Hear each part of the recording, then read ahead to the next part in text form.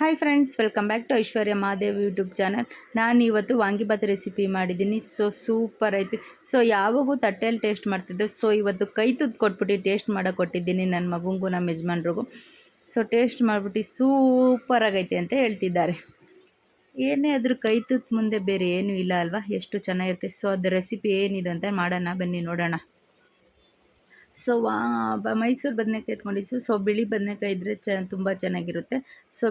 ಬೇಕಾಗಿರೋ ಇಂಗ್ರೀಡಿಯೆಂಟ್ಸು: ಗೋರಿಕಾಯಿ, ಕ್ಯಾಪ್ಸಿಕಮ್ ಎತ್ಕೊಂಡಿದ್ದೀನಿ, ಕೊತ್ತಂಬರಿ ಸೊಪ್ಪು, ಕರಿಬೇವಿನ ಸೊಪ್ಪು, ಬ್ಯಾಡಗೆ ಮೆಣಸಿನ್ಕಾಯಿ ಎತ್ಕೊಂಡಿದ್ದೀನಿ. ಏನಕ್ಕೆ ಗೋರಿಕಾಯಿ ಕ್ಯಾಪ್ಸಿಕಮ್ ಅಂದರೆ ತುಂಬ ಚೆನ್ನಾಗಿರುತ್ತೆ. ಒಗ್ಗರಣೆಗೆ ಕಡಲೆಬೇಳೆ, ಉದ್ದಿನಬೇಳೆ, ಸಾಸಿವೆ ಮತ್ತು ಗೋಡಂಬಿ ಎತ್ಕೊಂಡಿದ್ದೀನಿ. ಹುಣಸೆಹಣ್ಣು ಮಾಡ್ಕೊಂಡಿದ್ದೀನಿ ಸ್ವಲ್ಪ. ಇವಾಗ ಮಾಡೋಣ ಬನ್ನಿ. ಗ್ಯಾಸ್ ಹಚ್ಬಿಟ್ಟು ಇವಾಗ ಬಾಣಲಿ ಕಾಯಕ್ಕೆ ಇಡೋಣ. ಎಣ್ಣೆ ಸ್ವಲ್ಪ ಜಾಸ್ತಿ ಇದ್ದರೆ ವಾಂಗಿಭಾತ್ಗೆ ತುಂಬ ಚೆನ್ನಾಗಿರುತ್ತೆ. ನೀರೆಲ್ಲ ಹಾಕ್ಬಾರ್ದು. ಎಣ್ಣೆಲೇ ಬೆಂದಷ್ಟು ತುಂಬ ಟೇಸ್ಟ್ ಚೆನ್ನಾಗಿರುತ್ತೆ ಅನ್ನೋದಕ್ಕೋಸ್ಕರ ಎಣ್ಣೆ ಸ್ವಲ್ಪ ಮುಂದಾಗೆ ಇರಬೇಕು. ಜಾಸ್ತಿ ಇದ್ದಷ್ಟು ಟೇಸ್ಟ್ ಚೆನ್ನಾಗಿ ಬರುತ್ತೆ. ಅಷ್ಟೊಂದು ಎಣ್ಣೆ ಇರಬಾರ್ದು. ನೋಡ್ಕೊಂಡು ಬದನೆಕಾಯಿ ಎಲ್ಲ ಫ್ರೈ ಆಗಿ ಅದರಲ್ಲೇ ಎಣ್ಣೆಯಲ್ಲೇ ಟೇಸ್ಟ್ ಆಗೋಷ್ಟು ಎಣ್ಣೆ ಇದ್ದರೆ ಸಾಕು. ಎಣ್ಣೆ ಕಾಯಕ್ಕೆ ಇಡೋಣ. ಎಣ್ಣೆ ಕಾಯ್ದ ಮೇಲೆ ಸಾಸಿವೆ, ಜೀರಿಗೆ, ಕರ್ಬೇವಿನ ಸೊಪ್ಪು, ಏನು ಮಿಕ್ಕಿದ ಇಂಗ್ರೀಡಿಯೆಂಟ್ಸ್ ಎತ್ಕೊಂಡಿವಿ ಅದು ಹಾಕೋಣ. ಇವಾಗ ಎಣ್ಣೆ ಕಾಯ್ದಾಯಿತು. ಇವಾಗ ಸಾಸಿವೆ ಹಾಕೋಣ ಬನ್ನಿ. ಸಾಸಿವೆ ಹಾಕ್ತಾಯಿದ್ದೀನಿ. ಸಾಸಿವೆ ಚಟಪಟ ಚಟಪಟ ಅಂತ ಸಿಡಲಿ. ಹಿಡ್ದಿದ್ದಾದಮೇಲೆ ಮಿಕ್ಕಿದ ಇಂಗ್ರೀಡಿಯೆಂಟ್ಸ್ ಹಾಕೋಣ. ಇವಾಗ ಕಡಲೆಬೇಳೆ ಹಾಕೋಣ. ಕಡಲೆಬೇಳೆ ಹಾಕಿ ಸ್ವಲ್ಪ ರೋಸ್ಟ್ ಆಗೋ ತನಕ ನೆಕ್ಸ್ಟು ಉದ್ದಿನಬೇಳೆ ಹಾಕೋಣ. ಉದ್ದಿನಬೇಳೆ ಹಾಕಿದ್ಮೇಲೆ ನೆಕ್ಸ್ಟು ಗೋಡಂಬಿ ಹಾಕೋಣ. ಆಪ್ಷನಲ್ಲು ಗೋಡಂಬಿ ಅಂದರೆ ಇದ್ರೆ ಟೇಸ್ಟ್ ಚೆನ್ನಾಗಿರುತ್ತೆ ಅಂತ ಸ್ವಲ್ಪ ಹಿಂಗೆ ಹಾಕೋಣ. ಹಿಂಗೆ ಬಳಸ್ತಾ ಇದ್ದೀನಿ ನಾನು. ಹಿಂಗೆ ಹಾಕ್ಬಿಟ್ಟು ಸ್ವಲ್ಪ ಬಾಡಿಸ್ಕೊಳ್ಳೋಣ. ಬಾಡಿಸ್ಕೊಂಡು ಸ್ವಲ್ಪ ಗೋಲ್ಡನ್ ಬ್ರೌನ್ ಬರೋವರೆಗೂ ಬಾಡಿಸ್ಕೊಳ್ಳೋಣ. ಗೋಡಂಬಿ ಎಲ್ಲ ಹಾಕಿದ್ರೆ ತುಂಬ ಟೇಸ್ಟ್ ಚೆನ್ನಾಗಿರುತ್ತೆ. ಏನಕ್ಕೋಸ್ಕರ ಗೋರಿಕಾಯಿ ಎಲ್ಲ ಹಾಕೋದಂದರೆ ತುಂಬ ಗೋರಿಕಾಯಿ ಮತ್ತು ಕ್ಯಾಪ್ಸಿಕಮ್ ಹಾಕಿದ್ರೆ ಅದ್ರ ಟೇಸ್ಟ್ ಇನ್ನೂ ತುಂಬ ಚೆನ್ನಾಗಿ ಕೊಡುತ್ತೆ ಅನ್ನೋದಕ್ಕೋಸ್ಕರ ಗೋರಿಕಾಯಿ ಮತ್ತು ಕ್ಯಾಪ್ಸಿಕಮ್ ಹಾಕ್ತೀವಿ. ತುಂಬ ಟೇಸ್ಟ್ ಸಖತ್ತಾಗಿರುತ್ತೆ ಅನ್ನೋದಕ್ಕೋಸ್ಕರ. ಇವಾಗ ಕರ್ಬೇವಿನ ಸೊಪ್ಪು ಹಾಕೋಣ ಬನ್ನಿ.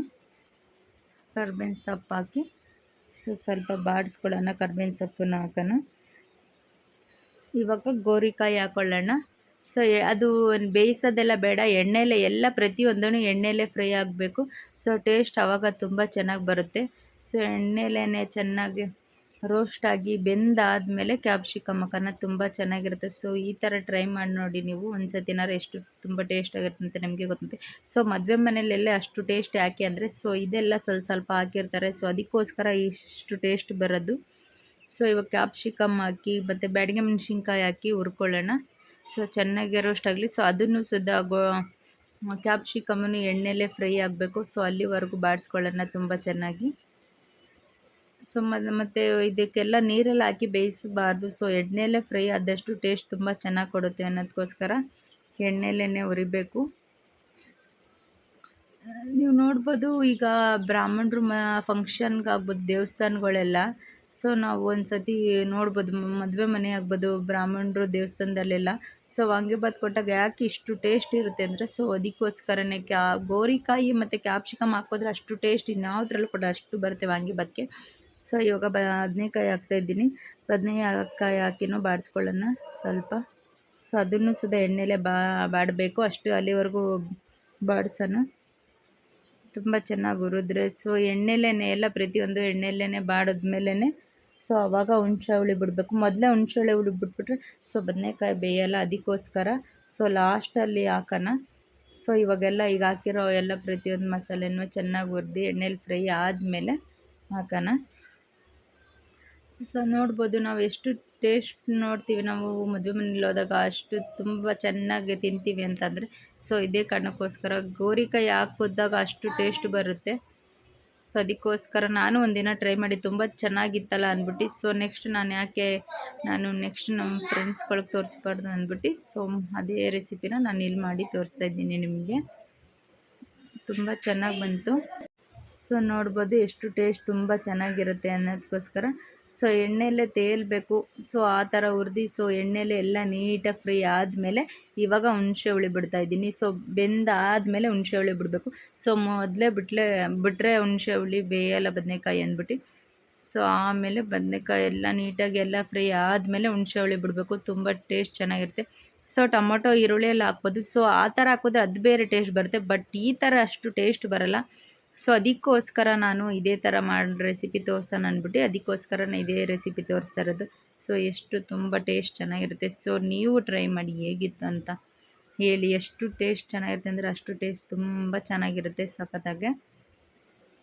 ಸೊ ಇವಾಗೆಲ್ಲ ಎಣ್ಣೆಯಲ್ಲಿ ಮತ್ತು ಹುಣಸೆ ಹುಳಿಲೆ ನೀಟಾಗಿ ಬೆಂದಿದ್ದಾದಮೇಲೆ ಇವಾಗ ಕೊತ್ತಂಬರಿ ಸೊಪ್ಪು ಹಾಕ್ಕೊಳ್ಳೋಣ.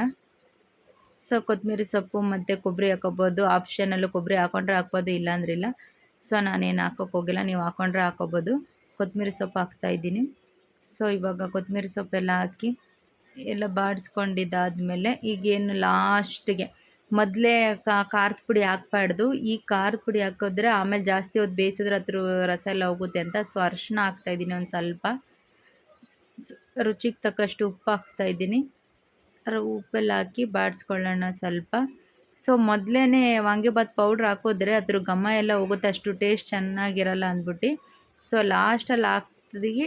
ಜಸ್ಟ್ ಒಂದು 5 ನಿಮಿಷನೂ ಬಿಡಬಾರ್ದು, ಜಸ್ಟ್ ಹಿಂಗೆ ತಿರುಗಿ ಹಿಂಗೆ ಎತ್ಬಿಟ್ರೆ ಸಾಕು. ಜಾಸ್ತಿ ಹೊತ್ತು ಬಿಟ್ಟರೆ ಅದ್ರ ಘಮ ಟೇಸ್ಟ್ ಎಲ್ಲ ಹೋಗುತ್ತೆ. ಸೊ ಇವಾಗ ವಾಂಗಿಬಾತ್ ಪೌಡ್ರು ಸೇರಿಸ್ತಾ ಇದ್ದೀನಿ ನಾನು. ಸೊ ಮನೇಲಿ ಏನು ಮಾಡಿಲ್ಲ, ಸೊ MTR ತಂದಿದ್ದೆ, ಸೊ ಅದೇ ವಾಂಗಿಬಾತ್ ಪೌಡ್ರನ್ನೇ ಹಾಕ್ತಾಯಿದ್ದೀನಿ. ಸೊ ಜಾಸ್ತಿ ಬಾಡಿಸೋ ಆಗಿಲ್ಲ. ಸೊ ಜಸ್ಟ್ ಒಂದು 2 ನಿಮಿಷ ಬಾಡಿಸಿದ್ರೆ ಸಾಕು. ಅತಿಯಾಗಿ ಬಾಡಿಸಿ ಅತಿಯಾಗಿ ಬೇಯಿಸಬಾರ್ದು. ಸೊ ಅವಾಗ ಅದ್ರ ಸ್ಮೆಲ್ ಆಗಲಿ, ಅದ್ರ ಘಮ, ಅದ್ರ ಫ್ಲೇವರ್ ಎಲ್ಲ ಹೋಗುತ್ತೆ. ಸೊ ಜಸ್ಟ್ ಆಲ್ರೆಡಿ ಎಲ್ಲ ಎಣ್ಣೆಲೇ ಬೆಂದಿರೋದ್ರಿಂದ ಅತಿಯಾಗಿ ಬೇಯಿಸೋ ಅವಶ್ಯಕತೆ ಇಲ್ಲ. ಜಸ್ಟ್ ಅದು ಖಾರದ ಪುಡಿದು ಹಸಿ ವಾಸನೆ ಹೋಗೋವರೆಗೆ ಅಷ್ಟೇ ಹುರಿದ್ರೆ ಸಾಕು. ಇವಾಗ ಸ್ವಲ್ಪ ಸಕ್ಕರೆ ಹಾಕ್ತಿದ್ದೀನಿ. ಬೆಲ್ಲನಾರು ಹಾಕೋಬೋದು, ಸಕ್ಕರೆನಾರು ಹಾಕೋಬೋದು. ಸೊ ನಾನು ಬೆಲ್ಲ ಬೇಡ ಅಂದ್ಬಿಟ್ಟು ಸಕ್ಕರೆ ಹಾಕ್ತಾಯಿದ್ದೀನಿ. ಸೊ ಹಾಕಿ ಜಸ್ಟ್ ತಿರುಗಿ ಇವಾಗ ಎತ್ತಿ ಇಳಿಸ್ಕೊಳ್ಳೋಣ ಅಷ್ಟೇ. ನೋಡ್ಬೋದು ಎಷ್ಟು ಫುಲ್ಲಾಗಿ ಕಾಣ್ತಾ ಇದೆ ಅಲ್ವಾ. ನೋಡೋಕ್ಕೇ ಎಷ್ಟು ಚೆನ್ನಾಗಿ ಕಾಣ್ತಾಯಿದ್ವಿ ಅಂದರೆ ಇನ್ನು ಟೇಸ್ಟ್ ಮಾಡಿದಾಗ ಎಷ್ಟು ತುಂಬ ಚೆನ್ನಾಗಿರ್ಬೋದು, ನೀವು ಯೋಚನೆ ಮಾಡಿ. ಸೊ ಸಖತ್ತಾಗಿರುತ್ತೆ. ಈ ಥರ ಒಮ್ಮೆ ಆದರೂ ಟ್ರೈ ಮಾಡಿ ನೋಡಿ, ಎಷ್ಟು ಚೆನ್ನಾಗಿರುತ್ತೆ ಅಂದರೆ ಅಷ್ಟು ಚೆನ್ನಾಗಿರುತ್ತೆ. ನೋಡ್ಬೋದು ಇವಾಗ ಆಗಿದೆ. ಸೊ ಇವಾಗ ಆದಮೇಲೆ ಇವಾಗ ಇಳಿಸ್ಕೊಂಡು ಅನ್ನ ಕಳಿಸ್ಕೊಳ್ಳೋಣ ಬನ್ನಿ. ಮೊದಲೇ ಅನ್ನ ಜಾಸ್ತಿ ಉದುರಾಗಿದ್ದರೆ ತುಂಬ ಚೆನ್ನಾಗಿರುತ್ತೆ. ಮೃದು ಮೆತ್ತೆ ಆದರೆ ಅಷ್ಟು ಚೆನ್ನಾಗಿಲ್ಲ, ಉದುರಾಗಿದ್ದಷ್ಟು ಟೇಸ್ಟ್ ಜಾಸ್ತಿ. ಸೊ ನೋಡ್ಬೋದು ಅನ್ನನೂ ಬಿಸಿ, ಮತ್ತು ಗೊಜ್ಜು ಬಿಸಿ ಐತೆ. ಸೊ ನೋಡ್ಬೋದು ಜಾಸ್ತಿ ಉದುರಾಗಿದ್ದಷ್ಟು ಟೇಸ್ಟು ಜಾಸ್ತಿ ಬರುತ್ತೆ. ಸೊ ಅಷ್ಟು ತುಂಬ ಟೇಸ್ಟಾಗಿರುತ್ತೆ. ಟೇಸ್ಟು ತುಂಬ ಚೆನ್ನಾಗಿತ್ತು ಮತ್ತು ಕಲರ್ನು ಒಳ್ಳೆ ಚೆನ್ನಾಗಿರುತ್ತೆ.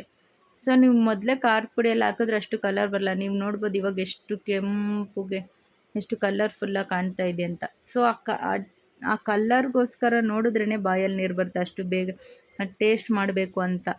ಸೊ ಆ ಥರ ಇರುತ್ತೆ ನೋಡಿ, ಎಷ್ಟು ಚೆನ್ನಾಗಿ ಕಾಣ್ತೈತೆ, ಸೂಪರಾಗೈತೆ. ಬನ್ನಿ ಬೇಗ ಟೇಸ್ಟ್ ಮಾಡಿ ಹೇಗಿತ್ತು ಅಂತ ಹೇಳೋಣ. ಸೊ ನೋಡ್ಬೋದು ಇಷ್ಟು ಹೀಗಿತ್ತು ಅಂತ. ಫ್ರೆಂಡ್ಸ್, ನೀವು ಇದೇ ಥರ ಟ್ರೈ ಮಾಡಿ, ನೀವು ಫ್ರೆಂಡ್ಸ್ ಆ್ಯಂಡ್ ಫ್ಯಾಮಿಲಿಗೆ ಶೇರ್ ಮಾಡಿ ಪ್ಲೀಸ್. ಇದೇ ಥರ ಸಪೋರ್ಟ್ ಮಾಡಿ. ನೋಡ್ಬೋದು ಈಗ ನಮ್ಮ ಹಸ್ಬೆಂಡ್ಗೆ ಕೈ ತೂತು ಕೊಡೋಣ ಬನ್ನಿ. ತಟ್ಟೆಲ್ಲಿ ಹಾಕೊಂಡು ತಿನ್ನೋದು ಕಾಮನ್ ಇದೆ. ಈ ಥರ ಟೇಸ್ಟ್ ಮಾಡಿ ಹೇಗಿತ್ತಂತ.